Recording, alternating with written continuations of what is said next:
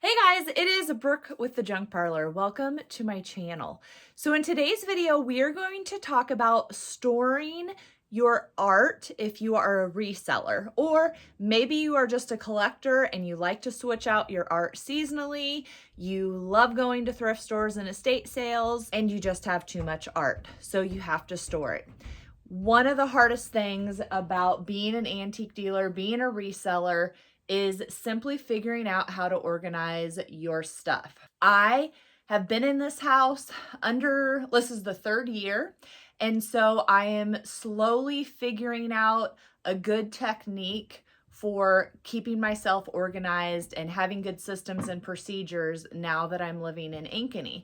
So before, it again took me a lot of trial and error to figure out a good storage method, good systems and procedures for my business when I lived in Centerville. Not only just like being in Centerville, but like I was always changing how I was selling. So I had a booth space, multiple booths. I set up at shows. I went in with my girlfriend who had a flower shop. Then I bought my own building and I had an occasional shop. Then I moved everything to my barn and did 2 Facebook Live sales a week. So I was always changing how I was selling and how you organize your stuff, or how you handle your stuff from purchasing it to getting it into the customer's hands is always changing. And so that's one of the reasons that I was always having to pivot and kind of change what I was doing. So now that I am here in Ankeny, I am just selling on my website now, thejunkparlor.com. So my inventory stays in this like unfinished storage room. And I also have my shipping station set up. So if you want to get a tour of how it's looking right now, for the most part, then please go and watch this video. Otherwise, we are going to come up with a new way to store art, because you can't see it. I'll put a little clip in here. I've had so much art that I've listed on the website recently. I do have just a small section of drywall in here, so I was just putting nails in the drywall and hanging pieces up or tucking them in here and there around my room. But now that I have so much art, what I'm trying to do is get it into one location and keep it safe, keep it protected. So how do you do that? What I have done so far is just used cardboard chunks and put them in between my paintings, the frames, artwork, canvases, anything and everything. But as you get more and more, it just eventually starts getting at an angle and it's too much. So I need to do something else.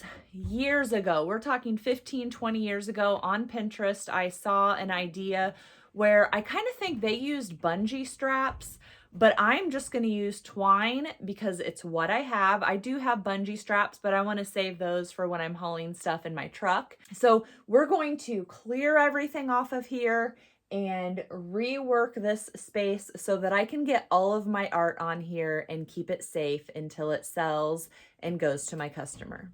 So you might have noticed also that I just have laid down towels on both of these shelves just to kind of protect the artwork. The wire shelving units, though, are game changers. And when we put these together, like years and years ago, I bought like 3 at a time, multiple times. When we would assemble them, we would change up how high we did the shelves, So this one has a huge height, and that was because in my mind, that's where I was going to line up art. Now on this shelf, most of my shelving units are going to have things that are already listed on the website. What the camera's sitting on this shelf, those are things that have not gotten listed on the website.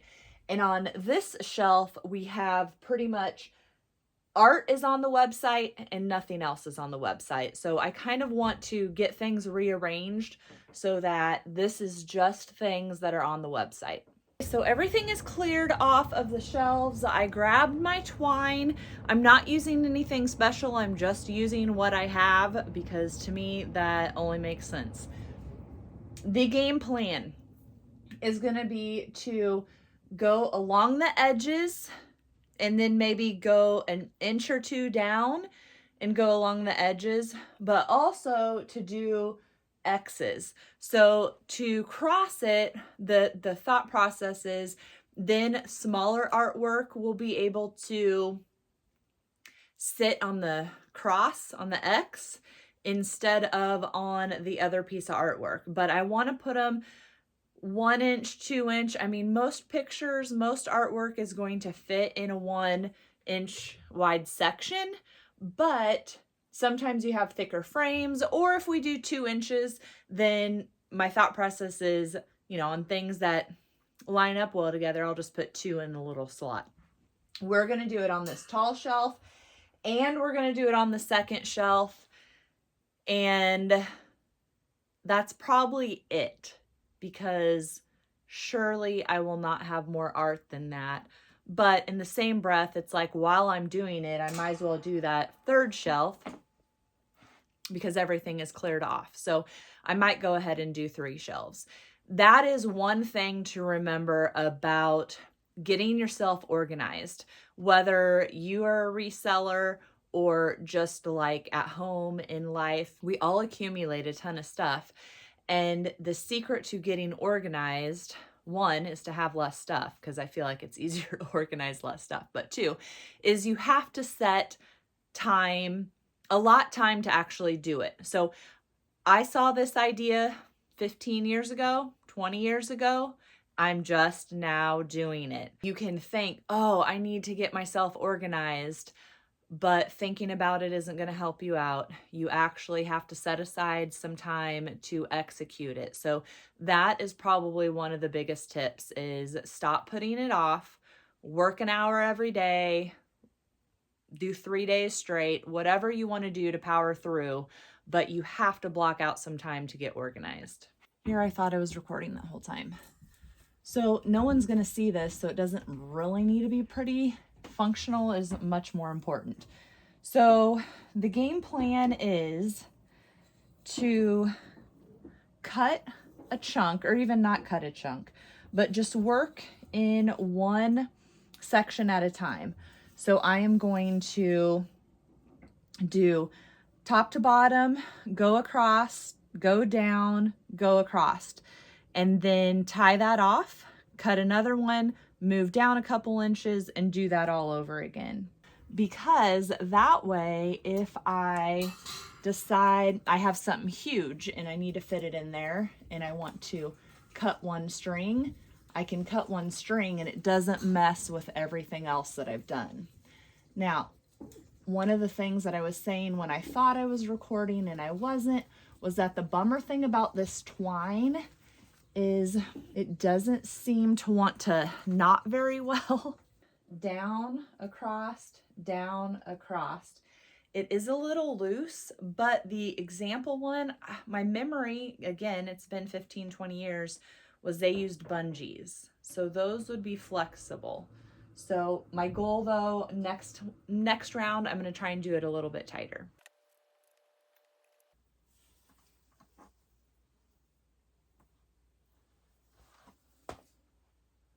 I just did it the wrong way. I wasn't supposed to tie it until I had threaded it the whole way around.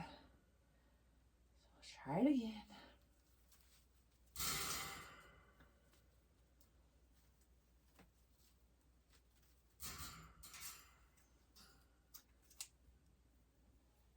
And the other thing that I'm seeing that I didn't do the first time was I don't really want the string to be able to slide.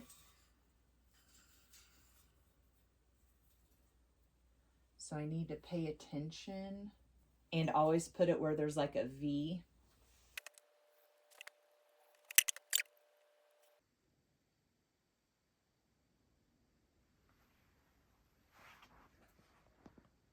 So I said I don't care about it being pretty, but all my knots are back here. You can see the first one, I put them in different sections.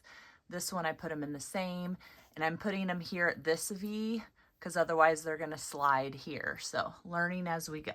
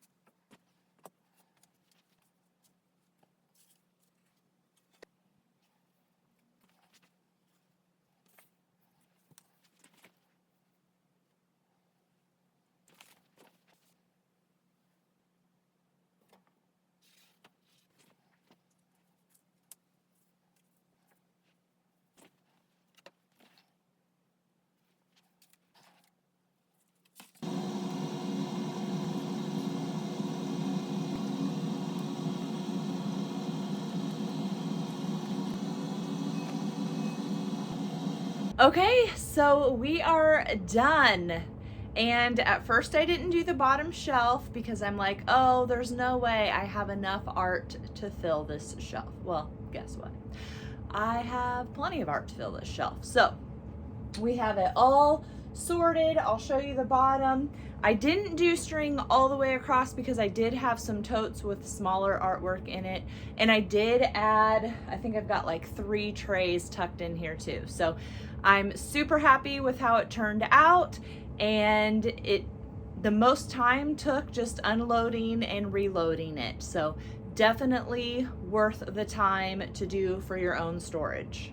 Thanks so much for watching today's video. If you are looking for more help with your antique booth business, your antique store, your online business, I do have a whole playlist that I'll link here that is just tips for antique dealers. Thanks for watching, and I'll see you next time.